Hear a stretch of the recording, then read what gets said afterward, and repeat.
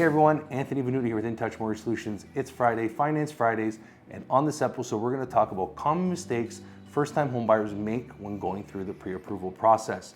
You don't want to miss it, stay tuned. For those of you watching on the Santo Sessa YouTube real estate channel, thank you again for all your comments.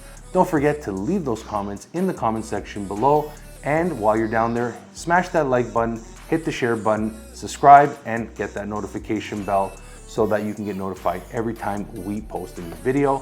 And if you want to book a free consultation with myself or Santo to talk about your mortgage and real estate needs, well, you can do that in the description box as well. But now, back to the video. On this episode, I want to take an opportunity to go through some of the common mistakes that we see happening with pre-approvals and how you can avoid them and what you should be doing as a purchaser, first-time home buyer, millennial, or even new to Canada individual looking to go out into the market and get a pre-approval. Now, not all pre-approvals are created equal, and we'll go through all that in this video. We had a situation arise not too long ago, just a few months back, where an individual had approached us after being declined by their bank. And they did not get notification of why they were declined. Generally, some banks can tell you, some banks won't. But this client approached us with their job letter and their pay stubs. They provided the T4s. When the clients had gone to the bank for their pre-approval, they had purchased based on that information. They had securitized it, purchased firm. Clients had bought well below their budget, but they used that pre-approval. And because it took some time for the lender to get back, the clients had to waive their condition.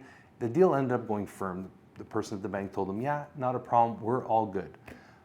Lo and behold, big issues arise. What happened was, with this particular scenario, when we got the job letter had very generic information.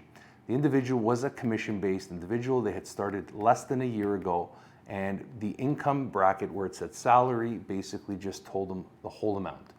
And nobody asked any questions at the time. But the individual actually had a base salary which was significantly lower plus the commission. Now, because this individual had just started with this particular company, well, the lenders will not use future dated income. And the pay stubs right off the hop, I noticed, did not annualize or did not match the actual annual salary. And we soon discovered that this was the major problem because the credit was good, everything else was fantastic. Long story short, this was a very easy catch because nobody took the time to look at the pay stubs. They just accepted the job letter at face value. And this was a major problem that cost these clients thousands of dollars. They ended up having to go with an alternative lender because they needed to close, and thankfully they had 20%. If they did not, this could have been a very sticky situation. So point number one is when you're going through the pre-approval process, make sure that you're providing all the accurate information. Have an honest and open conversation with your mortgage professional because this way you can avoid any future headaches. This is critical, especially if you're self-employed or you make income that is commission-based or incentive-based.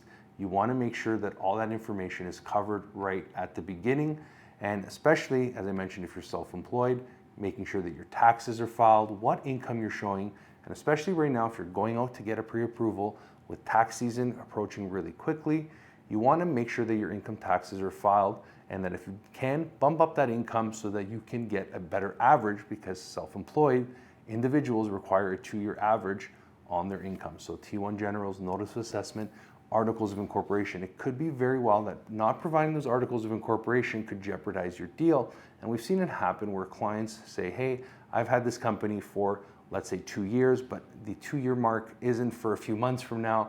Sometimes the lender will make an exception, sometimes they won't. You have to be very, very cautious. So point number two is actually talking about the down payment and deposit. Now, generally through the pre-approval process, we're going through the credit. You know, you're looking at those credit, you're looking at any of those items in there. Sometimes there's credit cards that were paid that are still showing up, maybe a lease that you paid out that was closed but not on the credit bureau or still shows on the credit bureau. A lot of things you're going through. You're looking at the T4s, you're making sure that those job letters, we're checking the verbiage on that letter, annualizing those pay stubs. But a lot of times brokers will hear, we'll have clients come to us and say, well, nobody ever talked to me about the down payment. This is why I'm in this situation. And obviously it becomes a lot more complicated once you're dealing with a firm purchase and now you're trying to pick up the pieces. This should have been done right at the beginning. So what we end up doing with our clients, and we go through all that process, a major component is having a conversation around that down payment and collecting the proper documents. If you have the money in your account or in several accounts, we always ask for a 90-day history of each and every one of those accounts of where the money is going to be drawn from. Because what will happen is the lender will ask for a 90-day history, and they're going to scan those documents for large deposits. And if there are deposits in that down payment or in that account that are not able to be backtracked, you could run into some major issues. And you have to ensure that the money, let's say it's coming in from overseas, well, is that money been in a Canadian account for 30 days or more? And when are you closing? Is it in an RRSP? Are you using your RRSP for the down payment? Have those funds been in that account for 90 days? Which accounts are they coming from? A lot of times, it's very important that you review the down payment. Now, there are situations in which you may have a portion of the down payment, the rest of it's coming in as a gift. Maybe you're getting some support from family. Obviously, those are things that we need to address and make sure that those funds are going to arrive and that you are going to get those gifted funds. Otherwise, you're not going to have your down payment. Now, as we're talking about down payment, part of the down payment is what you're leaving as a deposit. And this brings us to a question that we see or asked a lot of times with clients as we're going through the process. Anthony, how does the deposit work? Is it come off my down payment? Yes, if your down payment is $100,000 and your deposit is $20,000, for example, then on closing you're required to come up with the $80,000 plus any additional closing costs and legal fees. So all these things are going to encompass of your down payment. But the down payment is going to be required, or sorry, the deposit I should say, is going to be required with the offer once it's accepted. So the pre-approval takes you to the journey to put the offer on the home. Once you get the home and you say, look, we want to purchase this home, put in the offer, agree on the deposit, obviously agree on the price, you are required as the purchaser, the future purchaser, to put at least around, we say arguably around 5% of the purchase price as a deposit within 24 hours to make this contract binding. And we'll get into conditions of financing in just a moment, but with the deposit together with the offer to confirm that you're purchasing this home. And what happened over the last little while is I've been having these conversations with clients as part of my journey through the pre-approval process. And generally, most real estate professionals are very good at doing this and confirming, hey, do you have a deposit ready? Well, these particular clients, we had advised them when they started their journey, because pre-approvals are good for about 120 days. So we advise the clients that, hey, look, these pre-approvals, you have to close. If the expiry date is this date, the transaction needs to close by that date.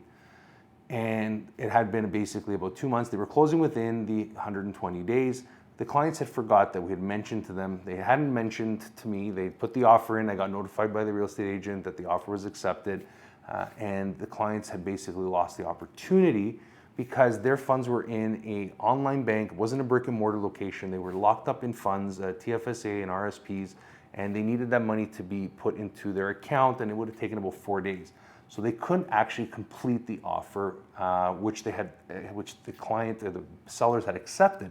So this is obviously very, very important. So if you're a first-time home buyer, millennial buyer, even if you're a move-up buyer, anytime you're putting an offer on a home, especially on a resale side, that's just pre-construction, have that money in hand, ready to go, liquid in the account if you're in that process of buying a home. So very, very important. Down payment, deposit, overlook it, have the conversation with your mortgage professional.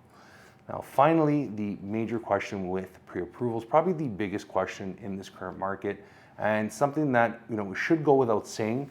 If you're a first-time home buyer, it all depends on your situation. The condition of financing is very important. As mortgage professionals, we will do our best to go over the credit, down payment, income, all that is bulletproof. But the one variable that's always outstanding is the property, the subject property. What will that appraisal value come in at? And the reason why we tell our clients to put either a 3 or 5 day window for financing will depend on if it's an insured deal with 3 days minimum, and if it's a conventional deal, potentially around 5 days, depending on the lender that we're working with, their turnaround times, and how quickly we will need an appraisal. If it's an insured deal, well, generally the insurers will cover the appraisal. It is usually done within the 3 days. If an appraisal is required with the insurer, well, they'll take care of it, but you may extend over 3.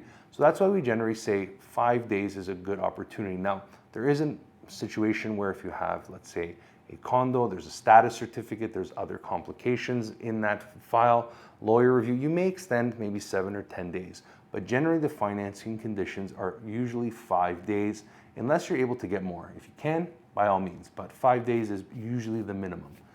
And within those 5 days, you should be getting the appraisal report back or the confirmation on the appraisal, making sure that all the income documentation has been completed. And sometimes in this conditional period, there might be some things outstanding. Are they major or are they minor? Income, job letter, pay stubs, like all that has to be verified, credit, appraisal. There could be things outstanding such as, maybe the closing costs, all the down payments there, but the closing costs are going to be coming in from your payroll once it's deposited into the account. But as we said, the condition of financing is there to protect you, the purchaser, in the event that that property comes in less than what you've agreed to pay for this property. And that is very, very important, especially in this changing market. Although we're seeing multiple offers and bidding wars and prices start to go over ask, the appraisals that are being completed may not yet reflect all these changes. And this is very important because we always get the question saying, Anthony, we were in an offer presentation or we were in a situation where the person that we were competing against, they didn't have a financing clause, but you said that we need one. Well, why don't they need one? And to answer this question is obviously very challenging because we don't know who that person is, but we do come across these scenarios often. If you're a first-time homebuyer with a limited amount of resources regarding down payment, you're not able to get a gifted amount, support from family, you don't have a co-signer, you're working within those limits and those confines. But you could have individuals that you might be facing who have a significantly larger down payment. They might be qualified for a higher mortgage than what they need. There are so many different scenarios that are out there. And generally, that is why some persons or some people may not have a condition of financing. If you're, for example, purchasing a home and you're not concerned because you love this house and you're saying, Anth, a lot of clients will come and say, I love this house, even if it comes in 100 grand less, I'm still willing to pay for it. It's in the ideal location next to my parents. So, we got the extra money and we've done the math, we've done the numbers. The most important way to waive a condition of financing in an offer situation is understanding your situation. Knowing your contingency plans, knowing your exit strategies, and understanding that if this doesn't happen, what are your options? At the end of the day, if you have to take something away from this video, it's if you're purchasing a home, your confines to your down payment, your income are telling you what you can purchase for, and you decide to go into an offer without a condition of financing, you're doing it at your own risk. Now, before we end the video, I wanted to share some information with maybe some of our viewers out there that have already purchased a home and maybe they've secured financing and they have their rate and everything's ready to go. With the current events that have happened and unfolded in the US as a result of the banking crisis, which has had an impact on the Canadian bond market right here at home, well, you may be eligible for a rate drop. And a lot of banks, a lot of lenders will not just issue you the lower rate without initiating this conversation. And if you're working with a bank, you should be reaching out to your rep directly. And if you have a mortgage broker, understanding that you should reach out to them to see if you can initialize a rate drop. We've been doing it for our clients manually, letting them know as the rates have come down. But it's a very important conversation that we are having with our clients. And remember that not all the banks at this current moment have translated these lower bond prices into their fixed rate mortgages just yet. Some banks have not. And we'll do a mortgage rate update for April coming up in the next couple of weeks where we'll take a deep dive on where interest rates were and where they are now and potentially where they're headed. So we'll leave the video here. We hope that everyone enjoyed this content.